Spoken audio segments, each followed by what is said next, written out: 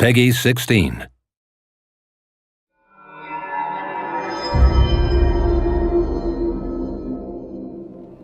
Hi, I'm CCP Commander Wang. I am the Community Manager for Dust 514. I'm here to introduce you to our producer, CCP Wolfman, who will give you a more in-depth look at weapons in Dust 514.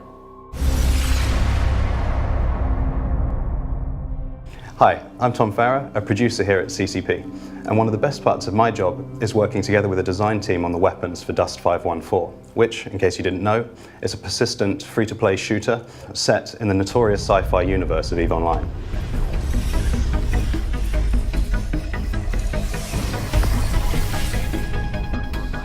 Our goal with the weapons in Dust was to create recognizable roles like assault rifles and rocket launchers, but using far more advanced technology than we see in their modern-day equivalents. There are three main categories that we've broken the weapons in Dust into. They are heavy, light, and sidearm. So the light weapons are the general workhorse of the battlefield. This is where you find your sort of mid-range assault rifles, your sort of mid to long range directed energy weapons like laser rifles. It's also where you find the lighter anti-vehicle weapons like swarm launchers that fire targeted missiles using lock-on. The heavy weapons, these are all about raw power. They can only be equipped by heavy armor, so you won't be running around the battlefield with them very quickly. But with weapons like the rail-based forge gun, you're going to be inflicting massive damage to vehicles.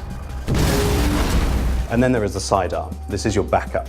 This is when you've been sort of fought into a corner, you've run out of bullets, you quickly pull out your scrambler pistol, which has a fantastic ability to scramble the enemy's brains, giving it very high headshot damage, or your SMG, so you can pray and spray that you hope you're going to drop that guy before he drops you. Dust 514 is all about customization, and weapon specialization is at the heart of that.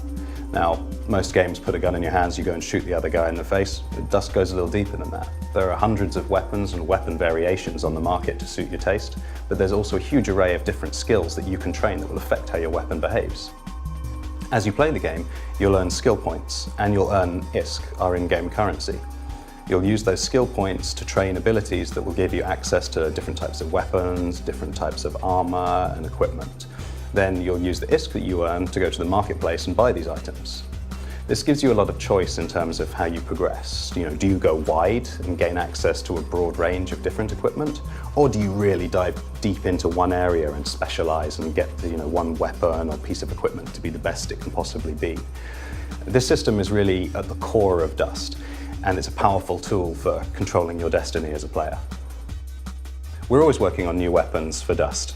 The game is constantly evolving, and I don't think we're ever going to run out of ideas. I mean, ourselves, we have an enormous list of things that we like to do, and the players are constantly giving us suggestions and ideas for new types and variations. I mean, it's enough to keep us busy for years.